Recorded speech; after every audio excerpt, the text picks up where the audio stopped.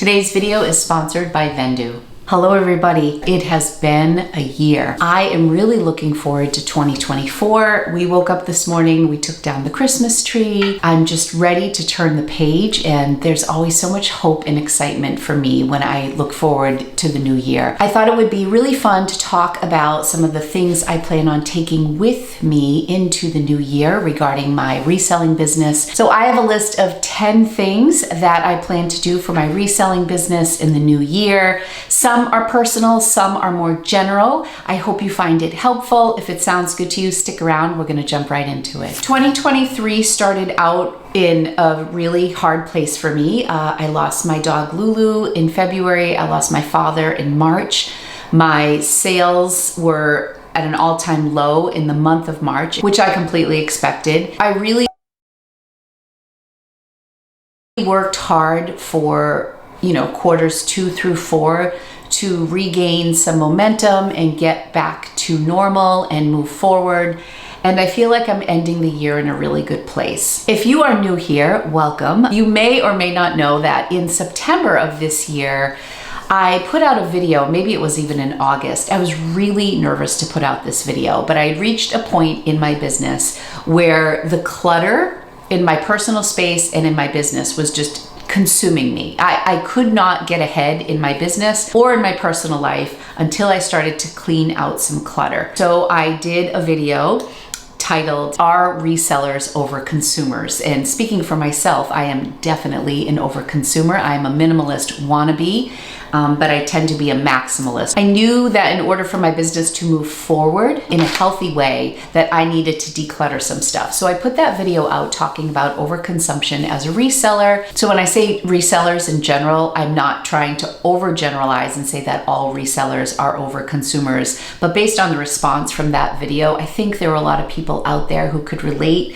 to my struggle of overconsuming for my reselling business. It's really easy to justify purchasing stuff when you think you're going to be selling it, or you're going to be at least listing it. One of my goals for 2024 is to continue decluttering. I don't think that's any big surprise. So the first Friday of January, I am going to be kicking things off with a Slow Fashion Friday video. I thought I was gonna wait till the second week till my kids were gone, but I identified an area that I think a lot of people look at in the new year, and that is my refrigerator and my cupboard. Those are two things that I want to completely clean out. We just dumped our whole tray of cookies from Christmas this morning. I got back started on Noom on the 26th. So I'm really excited to do a makeover on my refrigerator and my cupboard. And I think that will just set me up for success in the new year from a health standpoint and for decluttering. So Slow Fashion Friday videos will continue through the end of February.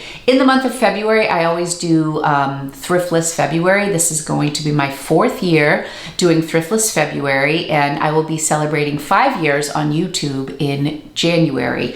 So I feel like that's kind of a nice time to look back on my business, see where I've been, see where I'm going. Thriftless February has been something that has really been wonderful for my business, and it's a time where I thrift a lot less. I really focus on the operations side of my business, which I will continue to do this year.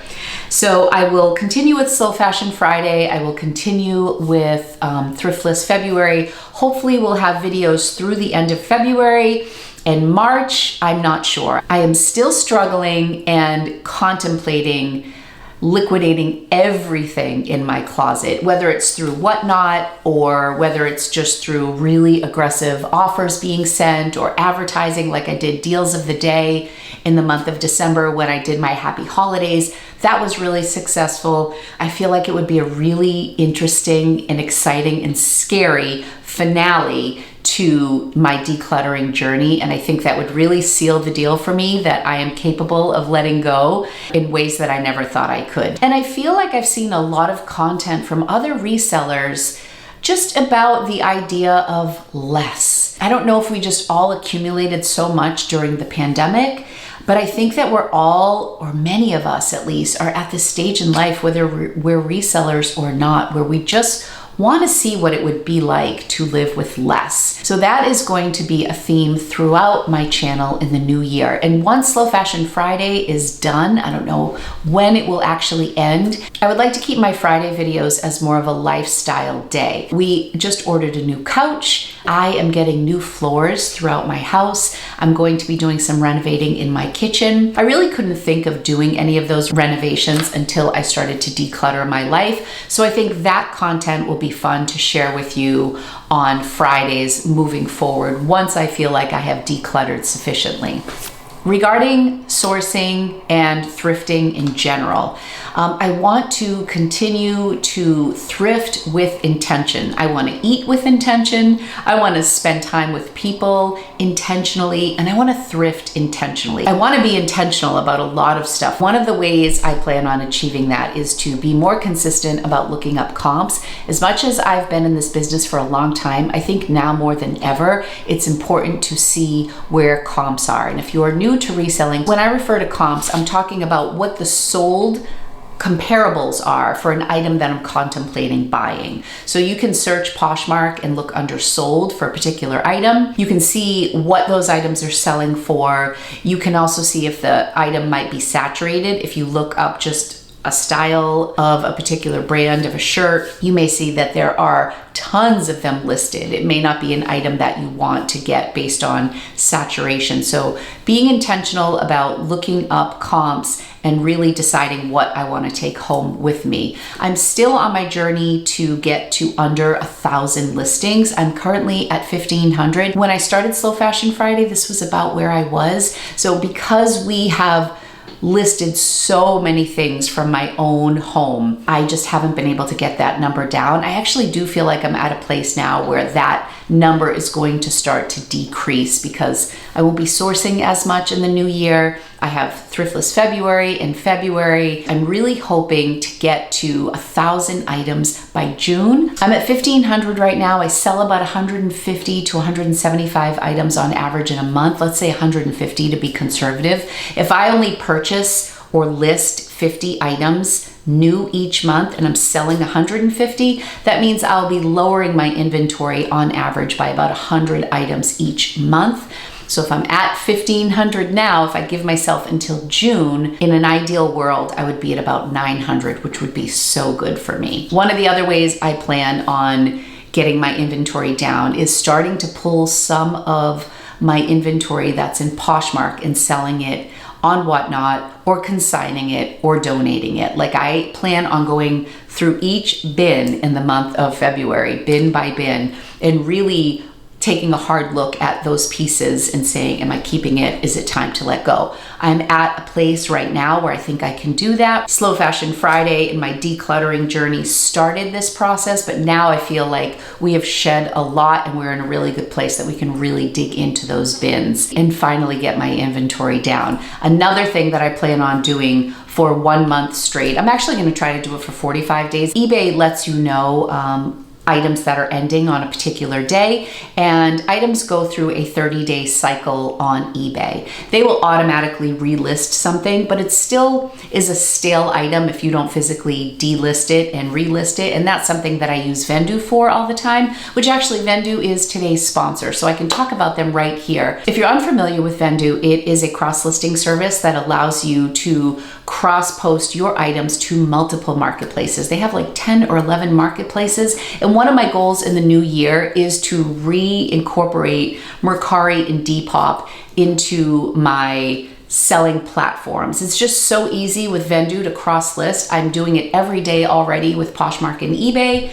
And this year I really want to add Depop and Mercari because Vendoo just added the auto sales detection and Dlist with those platforms. And now that there are 4 platforms that I can work with for that auto sales detection and Dlist feature, I just can't not do it. I want to have as many eyes on my items as I possibly can. What auto sales detection and Dlist does is it automatically detects when you sell something. So if I sell a Madewell pair of jeans on Poshmark, it identifies that and it automatically delists those jeans from the 3 other platforms that I have that item listed on. So now that I feel like I'm getting my inventory more under control, I feel like I will be able to cross-list my items to more platforms and not worry about them. So that's one of my goals for this year. Another thing I love about Vendoo is that it tracks my analytics. I can look on my analytics page and I can see how many items are selling on Poshmark versus eBay versus Mercari or Depop in like a pie chart. It just shows you where most of your sales are coming from, what your average selling price is, how long items are listed for. They also have this cool feature which you can set. I default to, I think 60 days is the default, and I just leave that. When items have been listed for 60 days, you get a little yellow clock in the top left-hand corner of your image, and it lets you know that that item's been listed for 60 days, so you can delist and relist it, and then it will pop up as a new item. And that's how I want to focus on eBay this year, is when I see those items pop up that they're going to be relisted through eBay. I know it sounds a little confusing. They just automatically end an item and relist it, but it's not technically a new listing until it is physically delisted. So what I want to do is catch that at the beginning of the day or at some point every day and see which items are ending, delist them myself through Vendoo, make any adjustments. Maybe I want to change my cover photo. Maybe I want to tweak my keywords or my title. Maybe I want to adjust the price and then relist that item, and then it will be seen as a new item. So if I do that for 30 days straight on eBay, I will essentially get through all of my listings on eBay, and I'll have a really good understanding of where my business sits over there. There was a time where I had quadruple the amount of listings on Poshmark than I had on eBay, but now the gap is closing. The longer I use Vendoo and the more I am making eBay a part of my business, the numbers are very similar. This is a great time of year to get started with Vendoo if you have some new goals for your business. I really feel like Vendoo's services pay for themselves once you start realizing that you can get more eyes on your items. I mean, I've always been a Poshmark girl, but there are so many more people who are active on eBay than on Poshmark. It's crazy for me not to list on both platforms. You also have the option to ship internationally on eBay, and that's not an option with Poshmark. So to me, the more I can diversify my business, the better it is for me. So that is my plan for this year. If you want to give Vendoo a try, click the link in my description. You'll save 25% off your first month of service. I think you'll love it. One of my other goals, at least for the first 3 months, is to do 2 Whatnot shows every month. In October, November, December, I did 1 show a month, and I kind of got my feet wet again with live selling. I really want to increase that and do 2 a month, at least through March. It would be really nice to do it at least through summer. My daughter graduates from college in May. We'll have the kids home for summer, at least Angie and Rocco. As far as I know right now, that's the current plan. So I would really like to do 2 a month for the first 6 months of the year, but I'm first saying the first 3 months, and then we'll see where I go from there. Whatnot has always been a great way to move items quickly for me. My average selling price tends to be a little bit lower in most cases. However, it helps me to sell bulk in 1 show. I think the key with Whatnot is advertising far enough in advance so people can start bookmarking your show. Share your show on social platforms like Instagram. You also have stories in Whatnot. Whatnot has its own community of people. So if you plan your show far out enough, then I think you'll be able to attract people to your show. I also think it's helpful if you post pictures of what's going to be in your show so people know what to expect, especially if you're new and you don't already have an established following. One of the shows that I'm going to do when I do Slow Fashion Friday with my hall closet over here, I have about 25 Monopoly games, and I'm just going to do a board game show on Whatnot. I think that would be really fun. I might even throw some American Girl stuff in there, but I wouldn't just throw that on the calendar because that's not what my audience is typically expecting from me. So that's what I might do in February. get that up on my calendar now so people can bookmark the show. I can talk about it, and then by the time that show comes around, that will increase my odds that I'll be successful with that. So definitely want to up my game with Whatnot this year. So I have continue with Soul Fashion Friday, declutter more of my business. That kind of goes hand in hand. 2 Whatnot shows a month. That's number 3. 4 is intentional sourcing. I talked about that. I'm going all out of order. I would like to revisit Thrift Across New England. This was a series I did on my channel about 3 years ago, maybe even 4 years ago, and it was really fun. And during the summer, I visited all sorts of thrift stores, like more mom and pop shops that I hadn't yet been to, and I kind of lost that this past year. And it was a really fun series. I focused on it during the summer because it's just nicer out and I tend to get around more. I'm going to the beaches, I'm going on day trips. I want to reintroduce Thrift Across New England. Let me know if you'd like to see that for my channel. It's something that I kind of miss and I want to revisit this year. Number 6 is I want to incorporate thrifting more home goods. I think if I'm going to shift my Friday videos and share a little bit more of lifestyle, one of the things that I think will be very relevant in my life is sourcing for home goods because I'm going to be renovating. So I think that would be really fun. I always want to push myself to try new things on my channel. When I did my Slow Fashion Friday announcement and said that I was going to be thrifting less and adding this purge video on Fridays, I was terrified.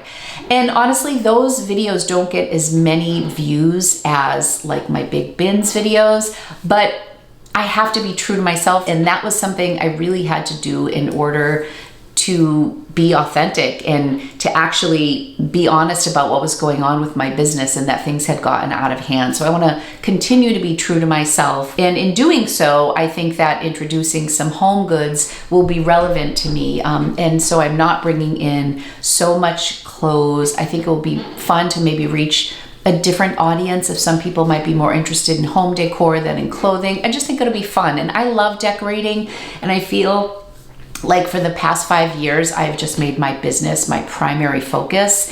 And I just want to get back to home and relaxing a little bit. And I think that'll be a fun way to incorporate both. So number 7 is share renovations on Fridays. I'm kind of touching on things and then revisiting them. I'm getting a new rug in the basement. I'm putting new rugs in all of the bedrooms upstairs. Putting in new floors, new couch, new curtains, and kitchen renovation, new countertops. So I think that will be really fun to incorporate that on my Friday videos. Number 8, and I said I was going to do this last year. I didn't do it as often as I wanted to, but I do want to do more try-ons for you. I did do a try-on for my Japan haul. When I was getting ready to go on my trip to Japan, I tried on a few outfits. Many of them were thrifted that you guys seem to enjoy. And then I did it recently. When I went out in Boston, I tried on a few dresses. That is not something I'm super comfortable doing. I'm very comfortable behind my desk here, just like shoulders and up. This is my comfort zone, but I do want to do more try-ons. So I think I might put a mirror in here because the lighting is better. I'm always doing try-ons upstairs in my closet and there's no lighting in there and it's always dark. So I feel like if I created a space that was brighter and nicer, maybe I'll be more apt to do that. Probably won't get too into that until the second half of the year, but I do want to incorporate more try-ons for you. I think it'll be fun. I share my size and you know my age, and so I feel like it's just, something you might be able to relate to or get a feel for how things look on me and whether or not it is something that you would like, especially if I'm thrifting stuff and then selling it. I would love to be able to try on more items. This is a huge goal of mine, huge, and that is to do more reels and more shorts. This was another goal I kind of loosely set for last year, and I think everybody can benefit from this, and I know it's hard. I really struggle with short form content. I am so laser focused on getting my 2 videos out a week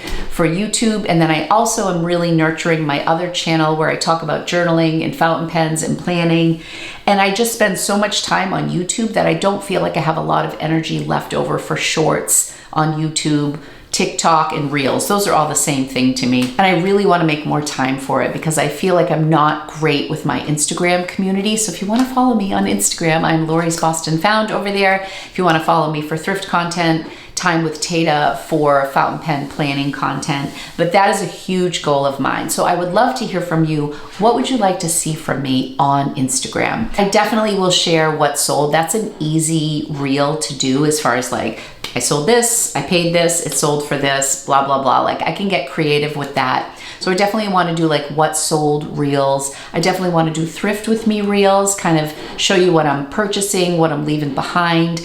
I would love to share some tips. That's one that I'll have to like give some thought to and more planning. And then I'll probably share some personal stuff. Like I like having lumpy in some of my videos and shorts. I'll probably do some renovations. Like this is my couch before, this is the new couch, like all that stuff. But my goal is to do 3 on average per week per channel. So that'll be like 6 reels total. But in the month of February, during Thriftless February, when I'm not thrifting, I'm going to try to post every single day a reel, which is going to be a challenge. Let me know if you want to jump on that challenge with me. I do think that having a social media presence helps, and that could not be more evident in my case than when I did my Happy Holidays sales. I did over $6,000 in sales, which I've never done before, in a 10-day span when I was offering a deal of the day here on YouTube. I've run so many specials before, but for whatever reason, that sale really hit home. And then my sales dropped off. I will pop a picture up here of what my sales looked like after my deal of the day. And I honestly was toast, and I had 100% planned on kind of coasting through the rest of the month, getting ready for the holidays, spending time with family, recuperating from 10 days of posting videos and 10 days of sales. But wow, my sales were like non-existent after that. That proved to me that sharing a lot on social media did really improve those sales. It's not for everybody. You can be a successful reseller 1000% if you're not on social media. But because I have nurtured my social media following for over 5 years now, for me, it just really makes sense to also continue to share my journey on Instagram as well as YouTube. And even if I'm just pulling clips from a YouTube video and sharing that as a reel, that gets back to the work smarter, not harder. Like if I can recycle some of my content over on Instagram and on TikTok, I think it would just be great. And I think I'm really good at being consistent with stuff when I find out what works for me and when I get into a rhythm. So I'm hoping to find my rhythm in the month of February when I'm challenging myself to post a reel a day on both channels. And then in moving forward, I would like to average like 3, maybe 4 a week. And this I already mentioned, which is the under 900 live items in my inventory. And this has been a goal every single year, and every single year I get better, but I don't actually feel 1000%. And that is to get a really fantastic inventory system going. So as many of you know,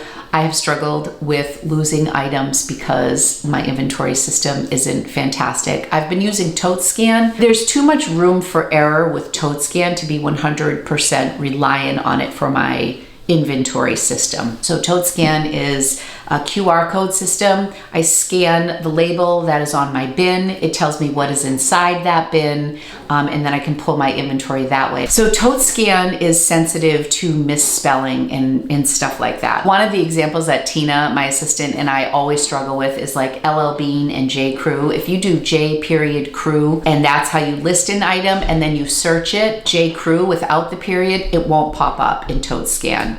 If you put something in there like black top, but I don't write that it's from the Gap, it's going to come up as a black top, but it's not going to be able to be found under the brand. So it's very sensitive to how you enter information, and sometimes just autocorrect happens and we'll misspell things and then we're hunting for it. We can't find it. So what Tina has started to do is, again, through Vendoo, there's a section that you can write a SKU in. You can also do this even if you just have eBay, or there's a section on Poshmark where you can write like your cost of goods, like basically notes that only you'll see. We're starting to write the bin number that things are going into with all of our new inventory. In the month of February, when I'm going through all of my bins, we're going to be adding SKUs to everything that stays in the bins that I'm not either selling, either selling on Whatnot or consigning or donating or whatever. We're gonna add a SKU to everything. So we'll keep Tote Scan because it's the system that we have in place, but I think moving forward after the month of February, I'm hoping that all of my inventory will now have a SKU number, and we're just gonna go by the SKU number, the bin number, basically. It's very simple. I don't know why I didn't do this in the first place, but just put the bin number with the listing, and then when I pull the listing, it's in the bin. So hopefully between doing that, adding the SKU number and reducing the size of my inventory, I will have less missing items this year. I got slammed with a few big mistakes during that huge sale. I sent someone a Born boot and an LL Bean boot that looked similar. I sent an Athleta shirt instead of a Lululemon shirt, and those were just careless errors that I was grabbing so much inventory. I sold something that had sold on eBay in 2021 before Vendoo had the auto sales detection in Dlist, and I had to manually delist it, and I missed it. I know I say this every year, but that is a huge goal of mine, and I feel like it's much more attainable this year because I've been putting in the work with decluttering in years past. So that is my list of things. I know I was a little all over the place. I am going to have a video coming out in a couple weeks about pro tips for thrifting, like at the thrift store. So this is more tips for what I'm doing with my business, and this is kind of personal. Hopefully there was something in here that maybe you could relate to, that you could implement with your reselling business. Leave in the comments if there's something I'm glaringly missed, any suggestions you might have, or goals that you have for your business in 2024. The sun is blinding me. I started filming because I knew the sun was going to be coming down. Hold on, I'm going to turn this way. I had to move the camera because the sun is coming down. And Lumpy, you have not been in today's video, and people get sad if they don't see you, right? So you can say hi. He's been such a good boy. He loves having Rocco and Angelina home. He was so sweet with Anthony when he was home. He's getting to be a big boy. He's going to be a year in March. I can't believe it. I feel like there are a lot of people who are still ramping up. They may want to go from 500 listings to 1,000 listings or 1,500 listings. I'm at a different spot for my business. I am also 50, and I'm not looking to have a warehouse full of inventory. I think what I learned during that huge sale is that doing huge volume really stressed me out. I don't think that I had the infrastructure for the volume that I did those first 10 days of the month. So while the sales were tremendous, it's the most I made in a month, it was a lot for me. And I think also posting videos every day had something to do with my stress level during those 10 days. But it was a great learning experience, and so I wouldn't trade it for anything. In an effort to kick things off in the new year on the right foot, if you would like to purchase something from my closet, anything that is pre-owned is 40% off. Please create a bundle. One of the biggest mistakes that happened with the last sale is that people were so sweet. They wanted to support my business and take advantage of the sale, and they would create a bundle and then just buy it, or they bought things separately without bundling it. So if you have any questions, don't purchase right away. Ask me questions beforehand. I'll be happy to create a bundle for you or to answer any questions about inventory that you have. If you create a bundle and just write New Year 40% off, I will offer you 40% off in the bundle on anything in my inventory that is clothing for men, women, and children. American Girl, 20% off across the board. I thought this would be a fun way to end 2023, kick off my goals for 2024 by moving some inventory. Before I go, I just want to say thank you to everybody who watches my channel. I absolutely love my YouTube community. I feel like we have grown together through the years. There are so many of you who have been with me since 2019, and it seems weird to feel like you have a relationship with people on the internet, but I really